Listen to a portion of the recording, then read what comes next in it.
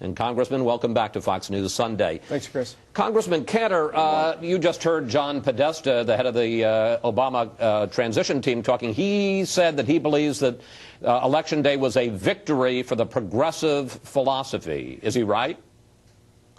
You know, obviously, Chris, I disagree with that. I think if you look at some of the indicators in the polling post the election, this was not some kind of realignment of the electorate, not some kind of shift of the American people towards some style of European social big government type of philosophy. I think instead what we have seen happen is a tremendous distrust on the part of the people in their government. We were associated with this government for the past 8 years. And you can look at some of the things that people are upset about, whether it was the latest in the financial crisis, whether it was the handling of the response to Hurricane Katrina, or whether it was the continued ratcheting up of federal spending in Washington. All of these things, I think, led to the fact that we did not perform well in this election. We'll have to regroup. We'll have to come back to this notion that it really is not about left versus right. It's not about conservative versus liberal. It's about right versus wrong. And we're going to have to take into consideration the fact that this country has grown more diverse, but there is still yet a common element among the American people, and that is they want to see a government that works for them. And we still believe very strongly that it is our common sense conservative principles of a limited government, of lower taxes, of reining in federal spending that will provide the type of solutions to the challenges that face American people in their everyday lives. And I do believe that this will be what our roadmap will contain going forward. But let me bring up something that you just said with Congressman Pence. Congressman Cantor at the beginning said this wasn't a victory for big government and European social solutions.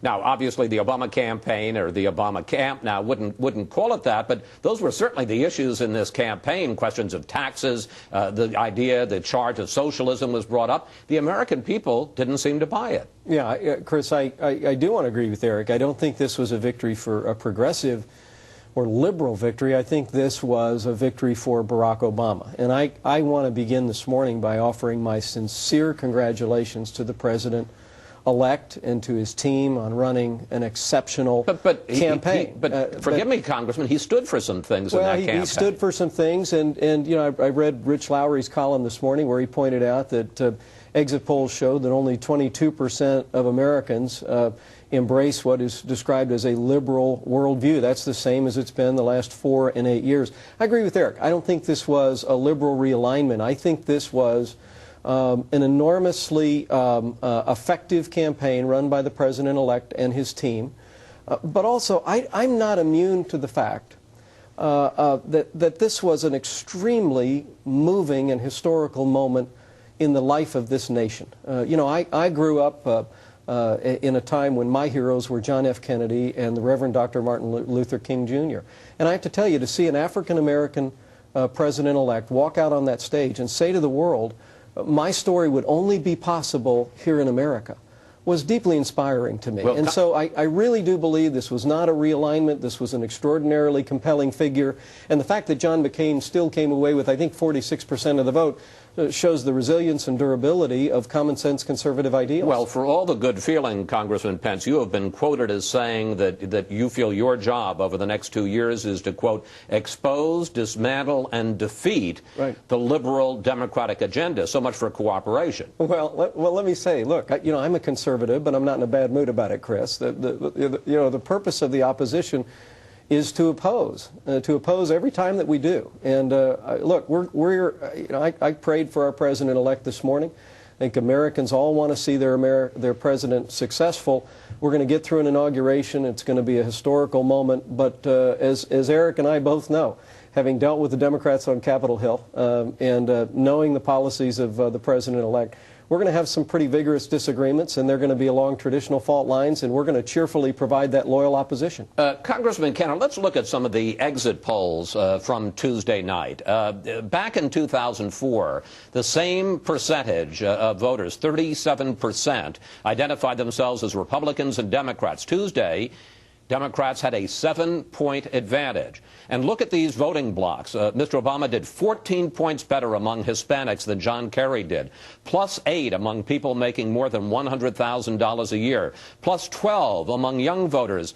Congressman Cantor, when you look at those numbers, when you look at the fact that you are losing the West Coast, you're in the process of losing the Rocky Mountain West, and you now don't have a single House Republican member from New England, isn't the GOP in some trouble? Well, listen, there's no question the numbers are startling.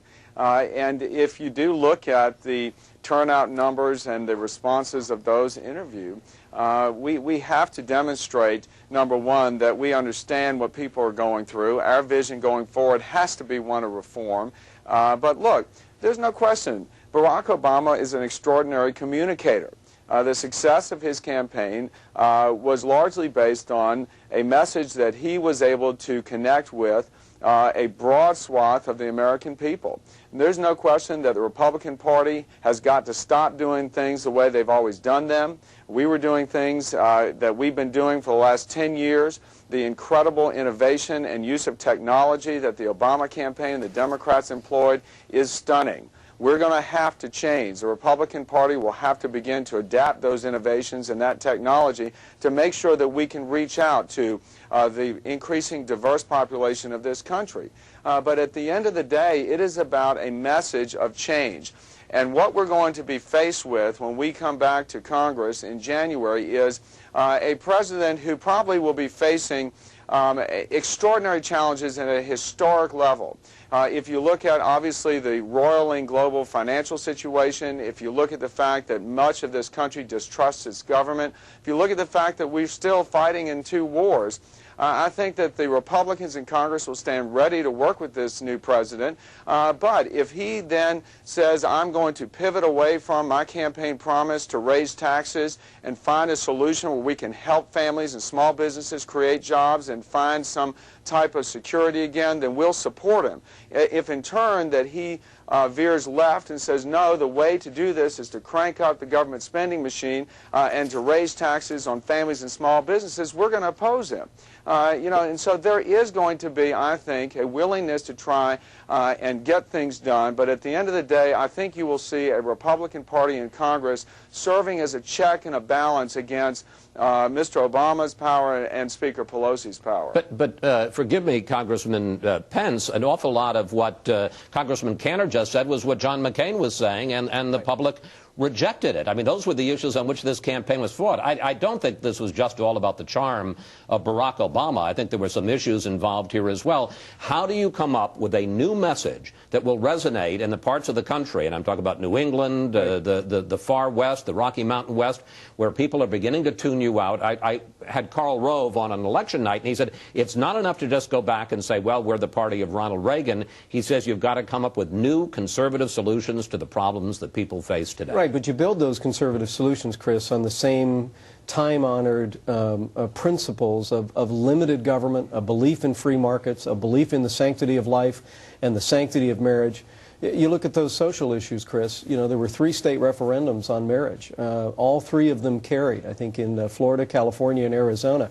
You know, the vitality of the conservative movement around the country is very real. I don't think we should draw any broad conclusions, as Eric said, about a big realignment. But what do you do, as I say, to speak to people to say, we can solve your problems better than the Democrats? Well, I think, number one, I like your question because I think being in the minority in the House and Senate for 2 years, what we've learned is we've got to speak to the American people.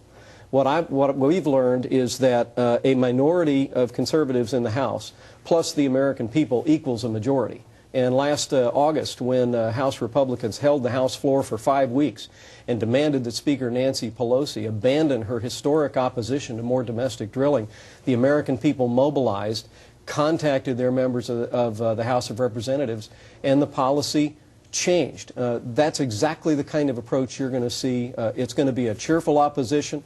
We're going to carry those timeless principles of limited government, a strong defense, traditional values to the American people, and we're going to invite the American people, when the opposition is appropriate, we're going to invite the American people to join us in stopping any slide to the left by the Obama administration or Pelosi Democrats. And finally, Congressman Cantor, and we have less than a minute left, how long do you see Republicans in the wilderness? Is this something that takes years, or do you think you could actually take back the House or the Senate in 2010?